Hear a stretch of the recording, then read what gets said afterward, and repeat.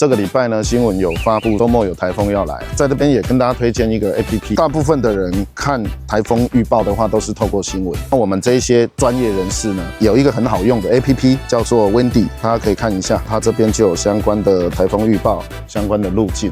所以我们大概就可以在3天前预测台风大概什么时间会登陆台湾。在登陆台湾之前呢，我们必须做好相关的防台作业。像目前来讲呢，停在码头上面的船都已经做好防台作业了。第一个就是它的绳子，各位可以看到是2条。为什么要打2条绳子呢？因为台风的浪的拉扯，它如果绳子断了1条，它至少还有另外1条，水手比较有时间可以来做换缆绳的措施。那再来这一条船，它的右舷跟船尾的部分 都离码头差不多1米的距离，船呢有可能因为浪跟码头有所碰撞，那碰撞的话，船壳可能会破，破了就进水，进水之后就是沉没。那大家可以看一下左舷，它也有各绑了3条绳子，也就是说把船左右5花大绑，要让受力平均，让它维持在整个泊位的中间。除了缆绳以外呢，我们防台作业还有一个很重要的，帆船要把帆卸下来。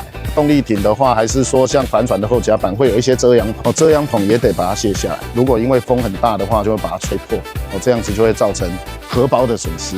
大家听到台风来，一定觉得很开心，台风就是要放台风假。但是台风对船长、水手或者是船东来讲的话，是一个噩梦啊。我们每个晚上都会安排24小时的轮值，到台风离开台湾为止。